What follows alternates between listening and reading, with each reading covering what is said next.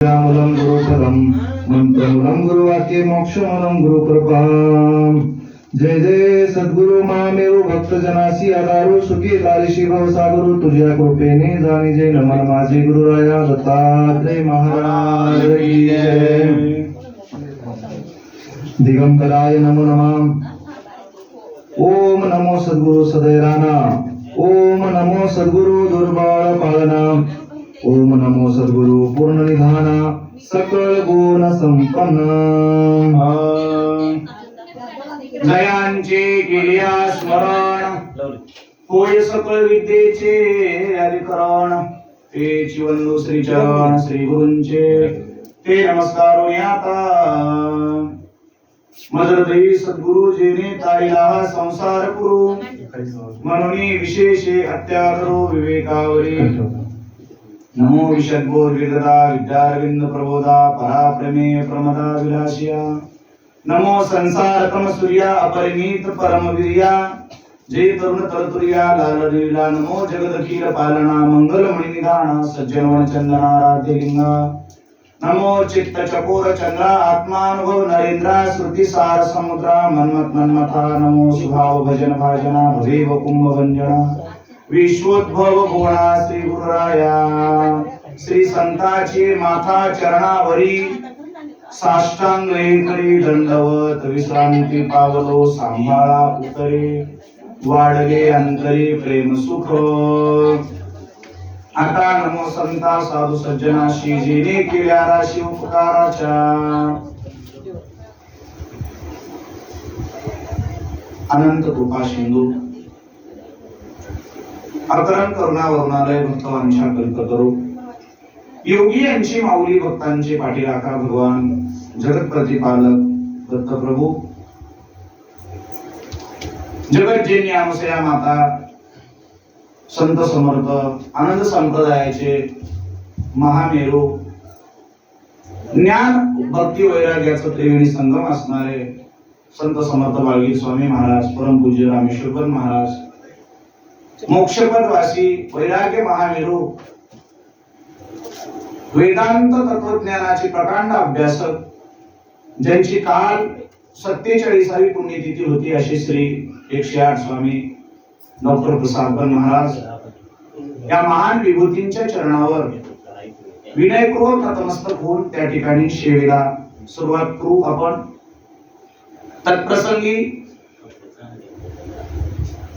ज्या निमित्तानं या ठिकाणी भगवंताचं आराधन चिंतन चालू आहे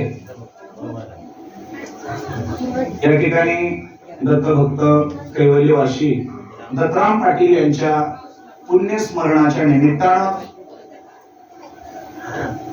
त्या स्मृतीच्या प्रित्यर्थ नामसंकीर्तन काहीतरी भगवंताच्या संबंधानं विचार विनिमय भगवत स्मरण व्हावं या अनुषंगाने त्यांच्या मुलाकरवी दत्तभक्ती परायण एकनाथ पाटील यांच्या सप्रेमामधून या ठिकाणी या कार्यक्रमाचं आयोजन आहे। प्रसंगी उपस्थित दत्तभक्ती परायण प्रताप पाटील तुम्ही सर्व भाविक भक्त मंडळी माता माऊली आणि आप्त स्वकीय सगळ्यांचं त्या ठिकाणी दत्तराम पाटलाविषयीचं प्रेम आपल्याला या ठिकाणी उत्कर्षानं पाहायला मिळतं। जेणेकरून परमार्थिक क्षेत्रामध्ये पुण्यस्मरणाला एक महत्व आहे। त्याचं कारण असं आहे सर्वसाधारण जीवनातील मनुष्य यातीचं पुण्यस्मरण केलं जात नाही। त्याच्या जीवनात काहीतरी उत्तम कार्य घडलेले असावे त्या कार्याचं पुनश्च उच्चारण म्हणजे पुण्यस्मरण। एखाद्याच्या जीवनामध्ये कुठल्याच प्रकारचं कर्म जतन केलेलं नसतील त्याच्या जीवनात आपण काय वर्णन करू शकतो? काही करू शकत नाही। दोन कारण असतात, एक तर वर्णन करण्याच्या पर्याय असतात म्हणून त्यांचं वर्णन करता येत नाही आपण करू शकत नाही, आणि एक त्यांच्या जीवनात वर्णनच काही नसतं म्हणून करू शकत नाही। असं काही सर्वसामान्य याती असते पण ज्याच्या जीवनामध्ये काहीतरी सत्कार्य घडलंय, समाजाचं कार्य घडलंय, धर्माचं कार्य घडलंय, परमार्थिक क्षेत्रात काहीतरी कार्य घडले त्यांच्या जीवनामध्ये, पुण्य कीर्तिमान त्या ठिकाणी झालेली असते, वर्धमान कीर्ती झालेली असते. त्या कीर्तीचं पुनश्च त्या ठिकाणी वर्णन याच्याकरता करायचं असतं की त्या पुण्यवान पुण्यशील मनुष्याचं आचरण आपल्या जीवनामध्ये उतरावं याच्याकरता पुण्यस्मरण केलं जातं. त्या पुण्य त्या तिथीचं स्मरण केलं जातं. म्हणून या ठिकाणी दत्तराम पाटील यांच्या स्मृतीला अभिवादन करून काहीतरी भगवंताची सेवा व्हावी त्या निमित्तानं म्हणून ग्रंथात तसं तर प्रवचनाचं नियोजन होतं, पण आता या नाही वाटलं जोड लागल्यावर का सोडावी. पोहणाऱ्या माणसाला चांगलं पाणी दिसलं की कपडे चांगले असले तरी काढून ठेवा वाटतात पण पोह वाटतात, तसं ते जोड लागले की सोडा वाटणार कोणाला. पण मला वाटलं होतं प्रवचन ऐकायला मिळते त्या निमित्तानं ऐकण्याचं भाग्य आमच्या नाही शक्य तसं ऐकण्याचं प्रत्यक्षपणे. तरी ते म्हणले निम करूत म्हणजे थोडं तरी थोडं या ठिकाणी उपभोग घेता येते याच्यामधला कोणीही अनुषंगाने का होईना, पण भगवंताचं स्मरण चिंतन व्हावं याच्याकरता सार विचार ग्रंथातला 9वा अध्याय झालं तितकं चिंतन आपण या ठिकाणी करण्याचा प्रयत्न करू. या ठिकाणी सार विचार ग्रंथ आहे, 9वा अध्याय आहे. सुरुवातीला ग्रंथकर्त्यांनी भगवंताचं वर्णन केलं, तसा नियमच आहे. कारण भगवंताचं वर्णन केल्याशिवाय कुठल्याही कार्याची सुरुवात नाही. लौकिक वेदांतिक पद्धतीने गणेशाचं वर्णन केलं जातं, त्याचं वर्णन केल्याशिवाय पुढील कार्याला अनुमोदन नाही. तसं आनंद संप्रदायामध्ये आनंदाचं वर्णन केलं जातं, तो जो निर्गुण निराकार आहे, ज्याचं वर्णन वेदादी पुराणांना झालं नाही. वेद म्हणती नेती वेद देखील त्या ठिकाणी मौन झाले, 18 पुराण भांगावले, शेष सुद्धा थकित झाला असं त्याचं वर्णन आहे. पण तो सद्गुरु सदैव राहणार. तो सद्गुरु कसा आहे, ज्याच्या हृदयामध्ये शुद्ध बुद्धी आहे त्याचा तो राहण आहे, राजा आहे. तो राहण म्हणजे राजा. सदैव ज्याचं प्रेम स्वच्छ निर्मळ शुचिर्भूत अशा हृदयाचा तो राहण आहे आणि तो दुर्बळाचा पाळण आहे, दुर्बळाचं रक्षण करतो. म्हणून आनंद गीता सांगते, समर्थाची करावी चाकरी, चाकरीची फिकर समर्थ करी. भरवसा नाही ज्याची अंतरी आदम पापी जीव, तो भरवसा पाहिजे परमार्थामध्ये. परमार्थातला पहिला टप्पा भरवसा आहे. ज्याच्या जीवनामध्ये भरवसा नाही त्याचा परमार्थ दिखायचा म्हणावा लागेल. परमार्थामध्ये भरवशाची गोष्ट चालते. जसं देवाणघेवाण जशी माणूस भरवशाशिवाय करत नाही, तसं भक्तीची देवाणघेवाण भरवशाशिवाय विश्वासाशिवाय होत नाही. म्हणून आई बापा हो, हा दुर्बळाचं रक्षण करणारा या पूर्ण निधानाचं गुणवर्णन मोठ्या तोड भरून ग्रंथकर्त्यांनी केलेलं आहे. चला, जय जयाजी धन्वंता, जय जयाजी कृपावंता, जय जयाजी सर्वातीता रूपा रूपातीत तू. म्हणून तो ईश्वर आहे महाराज. आता ईश्वराचं वर्णन किती केलं, वेदालाच मौन राहावं लागलं. तिथं तुमच्या आमच्यासाठी काय वर्णन ग्रंथकर्तेच म्हणतात. शेवटी मौलिक सुद्धा म्हणली, मज पामराची मती काय तो वाढे, मी बालक बोबडा बोली का वापरावी चुका पावली, ते चोज करून माऊली जे ठेवी. एवढी नम्रता घेऊन भगवंताच्या वर्णनावर मी काय वर्णन करू शकतो म्हणजे. आता वर्णन आहे जो धनवंत म्हणजे व्यवहारातला धनवंत नाही. खरा धनवंत कोण असतो, ज्याच्या समोर सगळी संपत्ती त्याचीच आहे, तो धनवंत. धनवान वेगळा, धनवंत वेगळा. धनवान माणूस निर्धन होऊ शकतो कालांतरे, आणि काही काळापूर्वी तो निर्धन असतो, नंतर धनवान होतो. पण धनवंत जो आहे तो ईश्वर आहे, कारण त्याच्या सत्तेनं सर्व काही चालतं. आता एका शब्दाचा विचार नंतर त्याचा विस्तार खूप मोठा होईल, पण आपण सरळ याचा त्या ठिकाणी अर्थ पाहू. कृपेचा सागर आहे, सर्वाच्या वेगळा आहे, सर्वातीच आहे. रूप आणि अरूपाचे तो वेगळा आहे असं त्याचं वर्णन केलं. जय जयाजी सच्चिदानंदा, जय जयाजी ब्रह्मकंदा, जय जयाजी स्वरूपानंदानंदा साक्षी तू. सर्व साक्षी असलेला सच्चिदानंद तो आहे. सत, चिद आणि आनंद या तिघाचं मिश्रित म्हणजे सच्चिदानंद. सत म्हणजे ब्रह्म, चिद म्हणजे माया, आनंद म्हणजे ईश्वर. ईश्वर म्हणजे ज्याने विश्व निर्माण केले तो. म्हणजे ब्रह्म आणि मायेच्या आधारे निर्माण केलेला आहे. त्याच्यामध्ये त्याचा अंश आहे म्हणून त्याला सच्चिदानंद म्हणतात महाराज. म्हणून तो ब्रह्मानंद आहे, सच्चिदानंद आहे. सगळे उपमा त्याला लागतात, लावून कमी पडतात म्हणून असा तो सगळ्याच्या बरे आहेत असं वर्णन केलं जातं. जय जयाजी मोक्षदानी, जय जयाजी गुण निर्गुणी, जय जयाजी परात्पर सदनी, अपरापर साक्षी तू. अशा प्रकारचा हा अपर पर साक्षी तो, पराच्याही पलीकडला साक्षी. साक्षी म्हणजे जो सगळ्यात अगोदर असतो तो साक्षी असतो. एखाद्या ठिकाणी भांडण झालं, कोण बघितले साक्षीदार कोण आहे, तर भांडण होण्याच्या आधी माणूस उपस्थित राहावा लागते. आता पैसे घेऊन साक्षीदार उभा करता येते ते विषय अलीकडला झाला, पण खऱ्या अर्थाचं त्या ठिकाणी साक्षीदार कोणाला म्हणता येतो, तो अगोदर तिथं उपस्थित असावा लागतो. साक्षी या शब्दाचा अर्थ अशा अनुषंगाने लागतो. मग भगवान परमात्मा सर्वाच्या आधी आहे म्हणून साक्षी आहे, सगळ्याच्या आधी आहे म्हणून तो साक्षी आहे. तो साक्षीदार असलेला आनंद अपर साक्षी तो असं वर्णन केलेलं आहे.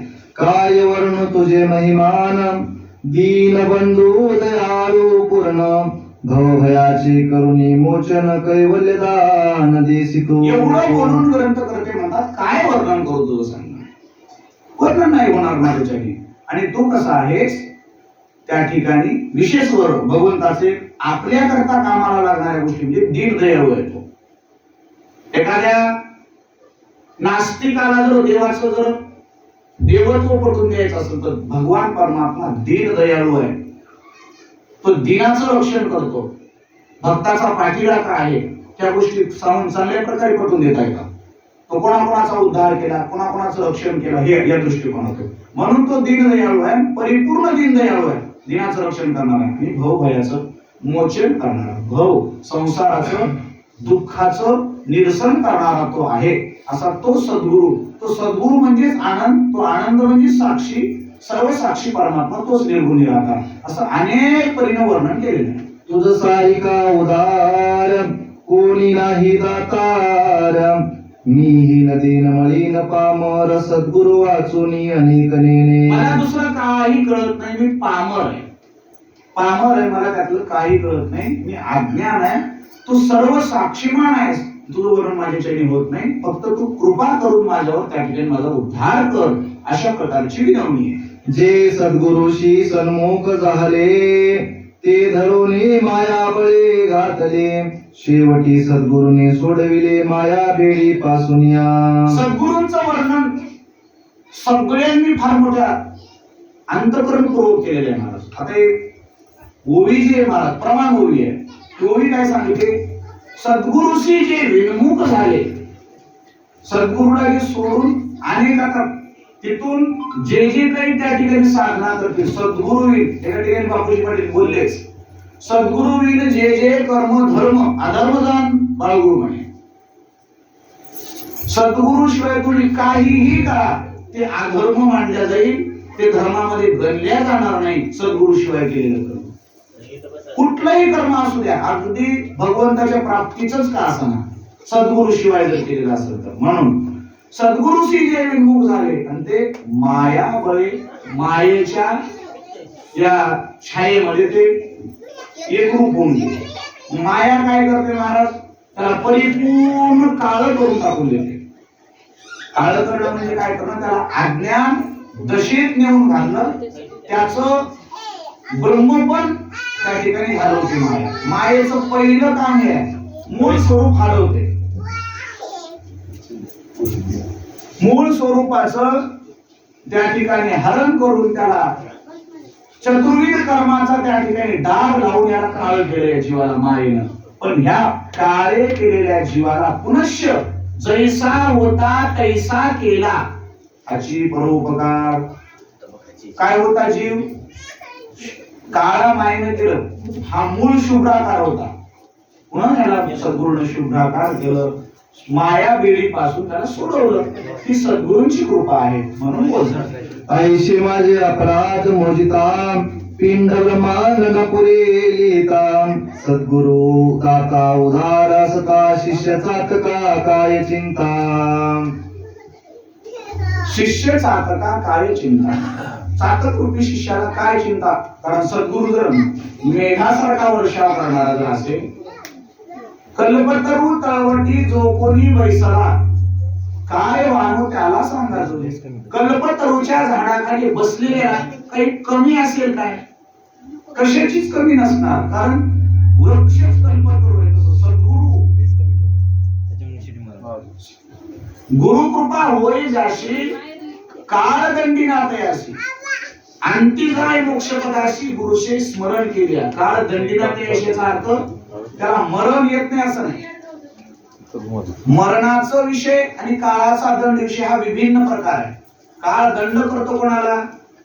पाप्यांना दंड करतो, क्लिष्ट कार्य करणाऱ्याला, दोषी जणांना दंड करतो. मृत्यू हे नरदेहापासून मिळालेली मुक्ती आहे. मृत्यूला काळाचा दंड म्हणत नाही.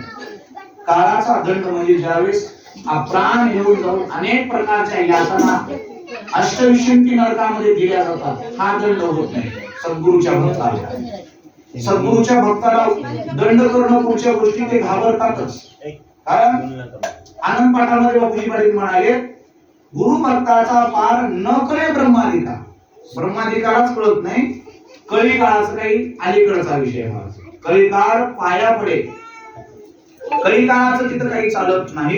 काय वर्णन करायला लागले बघा, की माझे इतके अपराध आहेत. आपण म्हणतो की नाही, अपराधाला मिती नाही, किती सांगू अवगुण पापाच्या झाल्या राशी, याची गणना करील कोण. आता भांडवल एक अशी आहे, हा म्हणणारा जो आहे ना, माझा अपराध झाले म्हणणाऱ्याचे काय मला वाटत नाही अपराध झाले असतील. आणि ज्याच्या जीवनात अपराध होतात त्याला कधी मना वाटत नाही माझे अपराध झाले, मी भांडवल आहे. आणि ज्याला वाटतात त्याच्या जीवनामध्ये उत्कर्षाचा दिवस सुरू होतो. आपलं चुकलंय गड्या ते ज्याला कळतं की नाही, त्याच्या जीवनामध्ये चांगलं वागायचं कळतं. पण ज्या माणसाला चुकी कळतात ते माणसं चुकत नाहीत. मुद्दा आता अपराधाला मिती नाही म्हणायला पाहिजे आपण, पण आपल्याला कधी वाटत नाही आपलं चुकलं असेल, कधीच वाटत नाही. चुकलंच नाही, चुकलं असं तर भावना झाली नसती, ती मागणीची भावना झाली नसती माझं. तरी पण एक जगाचं सर्वसामान्य जीवाचं रूप घेऊन बोलतात की मी, म्हणजे याचा अर्थ काय लावायचा आपण, की ते अपराध्याचं सुद्धा अपराध पोटात घालतात. क्षमा करी गुरुमाय, सहस्र अन्याय जरी मी केले तरी क्षमा करी गुरुमाय. बरोबर, एखाद्याकडून दोष झाले, कारण माणूस हा चुकीचा पुतळा आहे म्हटलं जातं.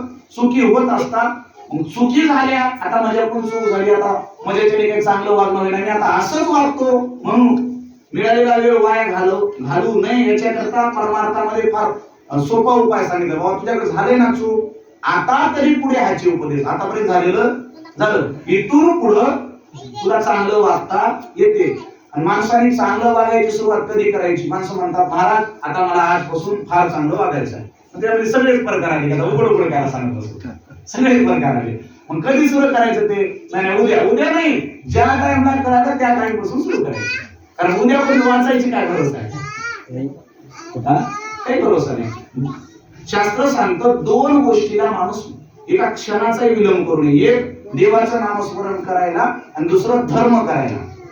धर्म करायला सुद्धा मागं पुढं बघायचं नसतं. हे दोन कार्य, बाकी तुम्ही कालांतरे करा, पण हे धर्म आणि भगवंताचं नाम हे दोन गोष्टी मात्र ज्या टाइमला बुद्धी येतात त्या टाइमला करा. मी विस्तार याच्याकरता करायलो, अपराधाला मिती नाही असं म्हणत असताना न मोजता येणार नाहीत महाराज इतके अपराध आहेत. ब्रह्मांडा हे पृथ्वीची कागद केलं आणि समुद्राची शाही करून लिहिलं तरी इतके अपराध आहेत की मोजता येत नाहीत. म्हणून सद्गुरु दाता उदार असतात. तुम्ही उदार असल्यामुळं माझे अपराध पोटात घालून माझा उद्धार करा. आणि जसं शिष्य चातका काय चिंता, चातकाला चिंता जशी नसते महाराज मेघाचा वर्षाव होण्यावर, तसं तुम्ही सद्गुरु कृपा घन असल्यामुळे, कृपेचा वर्षाव करत असल्यामुळे आम्हाला त्याची काही चिंता नाही.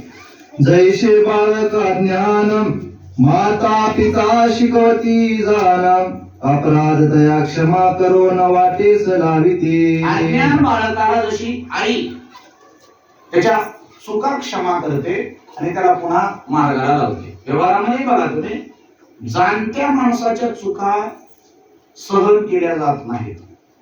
पण अज्ञानाच्या चुका त्याला काय कळतं एवढ्या वाक्यातून त्या ठिकाणी बाद केल्या जातात. एखाद्या बघा शहाण्या माणसाने एखादी चूक करू द्या, शहाण्या माणसाने, तर माणूस व्यवहार सहज काय म्हणते, त्याला काय कळणार काय हो, ते काय लहान आहे काय असं म्हणतो. आणि एखाद्या माणसाला बघा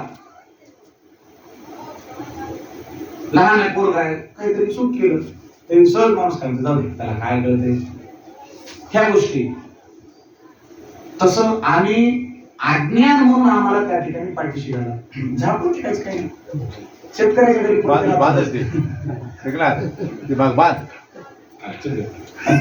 सज्जन आहो माय बापा हो, या ठिकाणी तशा प्रकारे आमचं माते सळे आमचं सांभाळ करा, अशा प्रकारचे अनेक दृष्टांत द्यायला लागले.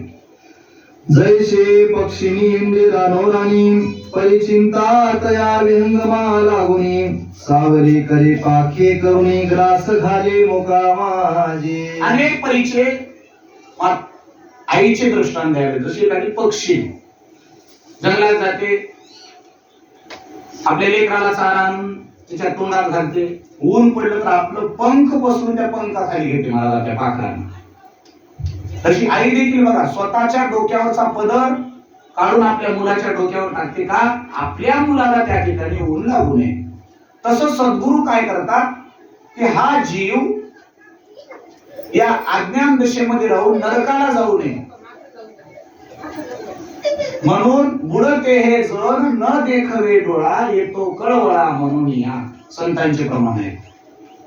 हे जगामध्ये अज्ञानात जे जग चालले ना महाराज, ते संतांना ते सहन झालं नसल्यामुळे ते कार्यभूत असतात. आचरणाच्या स्वरूपात काही जण संतांची काही सवय महाराज काही आचरणातून शिकवतात आणि काही बोधातून शिकवतात. सद्गुरु बोध हृदयी ठसला, ज्ञानदीप उजळला. काही सद्गुरूच्या बोधाने काहींचा उद्धार होतो आणि सगळ्यांना बोध कळतो असं नाही. बोधांची काही एक परिसीमा आहे. सर्वसाधारण माणसाला केलेला बोध लगेच पटत नाही म्हणून त्यांना आचरण करून दाखवतात. आचरण करून कोणाला दाखवावं लागतं, प्रॅक्टिकली कोणाला करून दाखवावं लागतं. ज्या लोकांना कळत नाही त्यांना प्रॅक्टिकल. संत काय करतात, आलो याचं कारण अशी बोलिले जे ऋषी साच भावे वर्ताया. आपण वागून दाखवतात, ते सांगत काहीच नाही. जर एखाद्या वेळेस म्हटलं ते काहीच आमचे गुरु तर आम्हाला काहीच सांगत नाही असं होतं बऱ्याचदा. काय बाबा ते गुरु काहीच सांगत नाहीत पण त्यांच्या वर्तनातून शिकवतात, वेळोवेळ शिकवतात. आणि आपली कॅपॅसिटी वाढली, आपली बुद्धी वाढली, आपल्या बुद्धीची क्षमता वाढली किंवा आपल्या बोधाच्या माध्यमातून शिकवतात. असे सद्गुरू आहेत. जसं ते पक्षी आपल्या बाळाकरता करतात असं. ऐसे दृष्टांत सांगता पृथ्वी न पुरेलिता सर्वस्वी अन्यायाता क्षमा करी दयाळुआ. असे अनेक दृष्टांत आहेत त्या भूतलावर, पृथ्वीतलावर. म्हणून हे परमेश्वरा माझ्या अपराधाला क्षमा करून मला पदरी घे बाबा आणि माझ्या जीवाचा उद्धार व्हावा, अशा प्रकारचं मला काहीतरी दान दे, अशा प्रकारची विनवणी ग्रंथकर्ते करतात. गताध्यायी निरोपण अवधूत निरोपी भक्ता लागुना चौपुरुषार्थाचे कथन प्रेमी ओसंडे. मागील अध्यायामध्ये म्हणजे याच्या 8व्या अध्यायामध्ये जे काही वर्णन केलेलं आहे ते ग्रंथकर्त्यांनी ऐकलं. ते म्हणजे 4 पदार्थाचं वर्णन, 4 पुरुषार्थाचं वर्णन, धर्म अर्थ काम मोक्षाचं वर्णन त्या ठिकाणी केलं. त्यामुळे अधिक अधिक ऐकण्याची इच्छा होऊ लागली. कारण कसं असतं भक्तीमध्ये, भक्तीतले एक सामर्थ्य आहे महाराज. परमार्थ आणि प्रपंच जसा जसा तुम्ही प्रपंचात गुंतत जा, करावं लागत नाही, प्रपंच आपोआप होतं, माणूस गुंतत जातो. आणि परमार्थामध्ये अधिकाधिक गोड जर अंतकरणातून असेल तर खादले अशी खाऊ वाटे भनंग भेटी अन्ना जैसे. एखाद्या ठिकाणाला जसं अन्नाची आप्रूक असते तसं भक्तीची आप्रूक त्या साधकाच्या मनामध्ये निर्माण होते. अधिकाधिक ऐकावंच वाटतं, पोट भरतच नाही मन. आता बघा काही काहींचं कितीही वाढू द्या पोट भरणं, शरीराचं पोट तरी वेगळं पण अंतःकरण भरलं पाहिजे. भक्तीमध्ये अधिकाधिक ऐका वाटतं, प्रेमे ओसंडे. मग श्री गुरूंच्या समोर वक्ता असा सारखा त्या ठिकाणी चोंच पसरून बसला. त्यावेळेस मेघाला देखील त्याची कळवळा येत असते, मेघाचा वर्षा होतो, त्याला ते मिळत असतो. तसं हे पुरुषार्थाचं कथन ऐकल्यावर भक्ताचं प्रेमानं हृदय ओसंडलं, अधिक ऐकण्याची इच्छा झाली. सद्गुरू सांगायला अर्थ काम निरोपिले धर्माचे स्वरूप राहिले मध्ये रश बोलिले नवविधा भक्ती सांगितले. अर्थ काम, अर्थ आणि काम चार पुरुषार्थ कोणते? धर्म, अर्थ, काम, मोक्ष. मग त्यातलं अर्थ, अर्थ म्हणजे काय याचा विचार झाला माग. काम म्हणजे काय याचा विचार झाला. मग राहिला विषय धर्माचा. धर्माचं स्वरूप काय? धर्म कोणाला म्हणावं? धर्म कसा असतो? धर्माची अंग काय? धर्माची चरण किती? धर्माचे डोळे काय? धर्माचे पाय किती? हा सगळा विचार त्या ठिकाणी राहिलाय. म्हणजे आता ह्याचा विचार आपण करू. त्याच्यामध्ये धर्माचा विचार करत असताना भक्ती हा विषय आतमध्ये आला. मग त्या भक्तीचा विचार आपल्याला ऐकायचा. श्रवण कीर्तनाचे अनुसंधान जेणे माझी प्राप्ती होय जाण इतर त्या जावी उच्छेदून सारासार कीर्तन कीजे. मग त्यामध्ये भक्तीतल्या 9 प्रकारच्या भक्तशास्त्राने सांगितले. त्याला नवविध भक्ती म्हणतात. तुका म्हणे नवविध भक्ती जाणे तोची शुद्ध. तोची शुद्ध म्हणा किंवा तोची सिद्ध म्हणा. सज्जन आहो, माय बाबा हो, त्यातली श्रवण भक्ती पहिल्या क्रमांकाची भक्ती श्रवण, जे तुम्ही करायले. आता तुम्हाला माहिती जरी नसतं तरी ती भक्ती तुमच्याकडून राहिली. श्रवण भक्तीची एक ताकद आहे महाराज. भागवतामध्ये वर्णन आहे, श्रवणे परिस्थिती तरला भूपती 7 दिवसा मुक्ती झाली तया. परीक्षिती राजानं काहीच केलं नाही, फक्त भागवत शुकाचार्यांकडून ऐकलं 7 दिवसामध्ये मोक्ष मिळवलं श्रवणानं. म्हणून ज्ञानेश्वर महाराज सुद्धा लिहिले महाराज श्रवणाच्या बाबतीत, मनाते मारू न करिता इंद्रियाते दुःख न देता परी मोक्षाशे ऐका श्रवणाचे माझी. श्रवणामध्ये ऐक मोक्ष भेटतो. कष्ट काय करतात मला सांगा. तुम्ही बसल्या काहीतरी कष्ट करावं लागले काय? काहीच नाही. आता काही जण कष्ट करतात ते वेगळा विषय. ऐकताना काहीतरी चालू घराकडलं ते कष्टच आहे बुद्धीचा. पण इथं निर्मळ बुद्धीनं ऐकणं काही कष्ट लागत नाही. फार मनाला मारायची गरज नाही, इंद्रियाला दुःख द्यायची गरज नाही. मोक्षाशी ऐका श्रवणाची माझी. पण ते कसं ऐकावं याच्याकरता पुढील गोळी दिली मौलीने.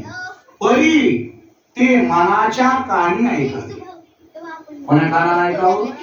मनाच्या कानी ऐकावे. बोल बुद्धीच्या डोळा देखावे. ते साठोवाटी आगळे चित्ताची आहे. मग ते चित्तानं साठोवाट होते त्याची देवाणघेवाण. मनाच्या कानानं ऐकल्यावर, बुद्धीच्या डोळ्यानं बघितल्यावर, ह्या चर्मचक्षुन बघितल्यावर जमणार नाही आणि या कानानं नुसतं ऐकल्यानं होत नाही. ह्या कानानं ऐकत असताना हे तर इंद्रिय याच्या मार्फतच मनात जातं महाराज. तसं नाही होत, कारण हे कानं बंद झाली कीर्तन ऐकता येत नाही. ह्या कानाच्या मार्फतच मनाच्या कानानं ऐकावं लागतं. म्हणून हे श्रवण जे नावाचं आहे, श्रवण कीर्तन हे दोन हे अनुसंधान आहे. कीर्तन श्रवण असल्याशिवाय होत नाही आणि श्रवण कीर्तनाशिवाय होत नाही महाराज. म्हणून ह्या 2 गोष्टी जे आहेत हे अनुसंधान आहे. जेणे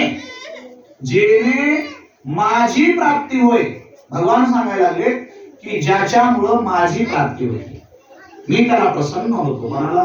जो योग्य रीतीने त्या ठिकाणी श्रवण करतो त्याला माझी प्राप्ती होते. आणि सगळे रहस्य माहिती होतात. नविदा भक्ती सांगितली, त्याच्यानंतर श्रवण भक्ती, त्याचं अनुसंधान, आणि जेणेकरून इतर सगळ्या गोष्टी उच्छेद श्रवण करत असताना सगळ्या गोष्टी बाजूला हे काय महाराज. व्यवहारात बघा तुम्ही, बोलत असतानाच कोणतरी म्हणते तुला माहित आहे ह्या शब्दापासून माणूस इतका टकमक होऊन ऐकतो की बाकीकडे काहीच ऐकत नाही माणूस. एखादं लेकरं बस केलं मी त्याला जोरात दाबते माणूस, लगेच रडत असताना याला बाहेर घेऊन जा म्हणतात. अगोदरच कसं तरी इकडं तिकडं माणूस ऐकेल, ह्याच्या पुढचं मात्र माणूस फार बरं काही नाही.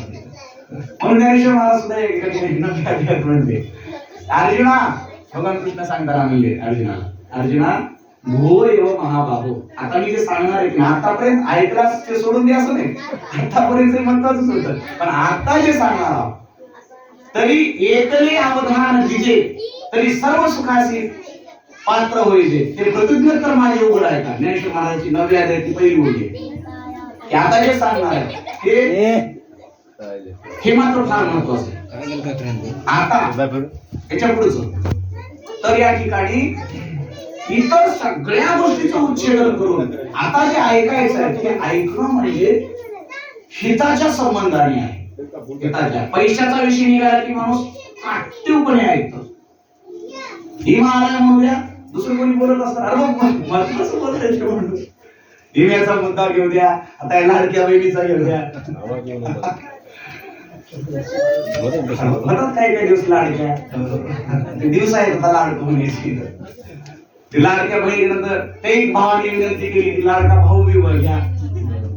शासनाने लाडक्या भावाचा मुद्दा घेतला पण हे लाडकी काही दिवसाची आहेत महाराज. बायको सुद्धा 1-2 महिने लाडायची लागली कशाची नंतर आली लाडकी. आणि एक तर राजकारण आहे आणि राजकारणाचं तुम्हाला सांगू मी म्हणत नाही राजकारणात तर खरंच धरून येतं 100%च खरं होते. मी म्हणत नाही बरं माझ्यावर आक्षेप. ज्ञानेश्वर महाराजांनी ज्ञानेश्वरीत लिहिले विंचाचं उदाहरण त्यांनी लिहिले बाबा आपल्या अंगावर इंचू गेल्यानंतर ज्या दिवशी गुदगुल्या होतील इंचू अंगावर गेले ते ज्या दिवशी गुदगुल्या होतील त्या दिवशी हे लोक खरे बोलतील. आता मला सांगा तुम्हाला इंचू माहित आहे बाहेर आहे का म्हणजे इंचू माहित आहे तुम्हाला चावला काय कधी हे इंचू चावलं प्रपंचाचा सगळ्याला चावलेला आहे. इंचू अंगावर गेल्यावर गुदगुल्या होतात की दंत मारते. नक्कीच दंत मारणार त्याचा गुणधर्म नाही. गुणधर्मच कारण विंचवाचा दंत मारणे गुणधर्मच त्याचा. काही काहींचं महाराज गुणधर्मच असते सहज बोलतात समोरच्या माणसाला बाधच करतात विंच्यापेक्षा विषय तुकामध्ये विंचवाची लांगी परंतु पैसा दुर्जन सर्वांगी. विंचवाच्या लांगीत विष लागते फक्त बाकी लांगी करून टाकून विंचारा तुम्ही घरी पळा काही तुम्हाला त्याचा घात होणार नाही. पण दुर्जन माणसाच्या संगतीला टेकून जरी बसला तरी दोष लागते महाराज. दुर्जनाची संग नको जेव्हा म्हणतो दुर्जनाचा वास नको म्हणतो. म्हणून मी कशा करता बोलतोय इतराचा उच्छेद करणं. उच्छेद त्या पद्धतीनं उच्छेद करून सारासार कीर्तन केले. सारासार सार आणि आसार आसार त्याहून सारासार विचार करा उठा उठी. सार आणि आसाराचा विचार करून योग्य ते कशासारखं राजहंसासारखं कीर्तन कसं करायचं राजहंसासारखं श्रोत्याने ऐकायचं कसं राजहंसासारखं. राजहंस काय करते सगळं वाढून ठेवलेलं खायचं सगळं त्यातलं योग्य किती आहे ते खायचं अयोग्य ते खायचं नाही. राजहंस पक्षी निवडी क्षीर नीर ज्ञानी या विचार व्हावा. ज्ञानी कोणाला म्हणतात ज्याला क्षीर आणि नीर या दोघांचा फरक कळते. दोन एकत्र करून गेल्यावरती दुधाचं सेवन करतात साराचं सेवन करतात त्याला ज्ञानी म्हणतात. विवेक संपन्न त्याला म्हणतात. म्हणून बाबा सारासाराचा विचार करून कीर्तन कीजे असं भगवान सांगायला लागले. स्मरण म्हणावे कवनाशी जे दुर्लभ ब्रह्म हरिहराशी ते सहज सांगे तुझ पाशी वचनाशी जतन कीजे. स्मरण कशाला म्हणावं स्मरण काय आता हा महत्वाचा विषय. नविता भक्तीचा विषय वय अध्याय 9 आहे आणि भक्तीचा विषय आपल्या जीवनातला महत्वाचा आहे. बाकीच्या गोष्टी ज्ञानाकरता पूरक असतील पण या गोष्टी हिताकरता पूरक आहेत. फार कामाला पडणार जसं आपण शेतात कामाला पडणारी गोष्ट फार महत्वाची जरी घेऊन ठेवतो. एकदा काम झालं फेकून देतो काय ते पेरणीचं जे साधन असते ते फेकून देता येते आपल्याला. पेरणी झालं की महत्वाचं जागी ठेवतो तसं पुन्हा काम पडणार. भक्तीच्या माध्यमातून जे सगळा विषय कामाचा आहे. हा कामाचा विषय महत्वाच्या ठिकाणी ठेवायचा. तिथं खूप जाग आहे. ईश्वरानं आपल्या अंतःकरणामध्ये स्टोरेज एक असं दिलंय जागा. त्या जागेला मर्यादा ठेवली नाही. तुम्ही जगाच्या पाठीवर मेमोरी बघली असा 64 GB 128 GB 256 GB निघेल पुढे त्याच्यापेक्षा दुप्पट चौपट किती मेमऱ्या निघतील पण तरी त्याची मर्यादा आहे. एखादा अंक सांगला म्हणजे त्या अंकाच्या समोरची मर्यादा झाली का. पण बुद्धीची व्यापकता जशी जशी त्या ठिकाणी तुम्ही ऐकत जाल तशी तशी वाढत जाते. जागा मर्यादित होते व्यापक बुद्धी होते. बुद्धी ही ईश्वरासारखी त्या ठिकाणी व्यापक आहे, अनेक घेत जाते, बुद्धी कधी संपत नाही. म्हणून महाराज स्मरण हा जो विषय आहे आता महत्वाचा आहे. इथं साठवून ठेवायचं आहे. किती साठवत आहे? फक्त इथं चांगलं साठवायचं, वाईट साठवायचं नाही. वाईट आता मला सांगा, तुम्ही सगळी प्रपंचिक मंडळी आहे, घरामध्ये वस्तू लागणारी कचऱ्यात गळती तरी माणूस काढून खिडकीत ठेवतं, कचरा पिशवीमध्ये भरून ठेवता काय? आपण कचरा घरात निघालेलं घाण बॅगा भरून ठेवता काय? ठेवता का माय? कचरे जे निघतात घरात ते आपण घरात बॅग भरून ठेवता काय? तसं शरीरामधला कचरा काय ठेवायचा? असे काही जीवनात घडून जातात विषय, ते ठेवत बसायचे नाही. महत्वाचे विषय ठेवायचे जेणेकरून आपल्याला पुढील जन्मात कामाला पडेल.